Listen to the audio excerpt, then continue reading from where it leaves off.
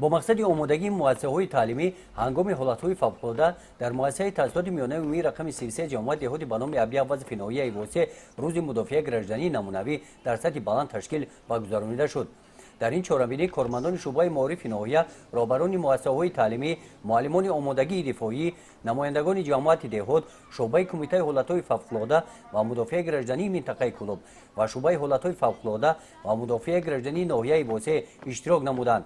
در گذراندن مشق مذکور سهمی مؤسسه تحصیلات میانه عمومی رقم 33 آموزگاران و خوانندگان خیلی کلان است.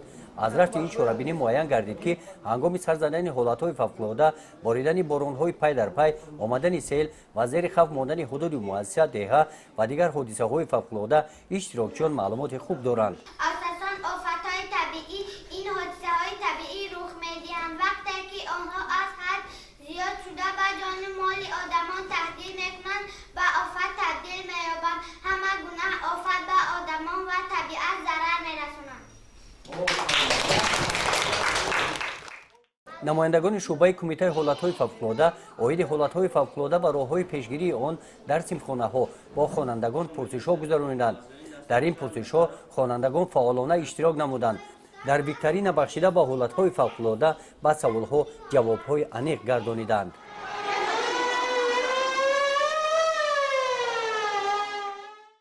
مشق مدافع گردشدنی در دایره چهارمبینی روز مدافع گردشدنی نمونوی در سن حولی مؤسسه گذرانیده شد. با صدای بانگ خطر خوانندگان و آموزگاران از سیمخانه‌ها بیرون شده و نقطه اواکواسیونی حاضر شدند. گروه‌های نجات‌دهی وظیفه در نزدشان گذاشته شده را انا همین گونه با چست و چالاکی اجرا نمودند.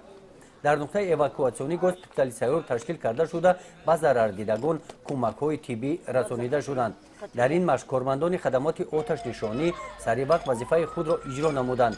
در جنبست چهارمبینی از جانب مقامات اجرایی حاکمیت دولتی ناحیه واسه، شعبه حالت‌های فوق‌العاده و مدافع گردشدنی ناحیه واسه و تشکیل کنندگان روز مدافع گردشدنی نمونوی اظهار منتداری بیان کرده شده. اشتراکچیان فعال این چهارمبینی با تحفه‌های خاطروی و افتخارنامه‌ها تقدیر کرده شدند.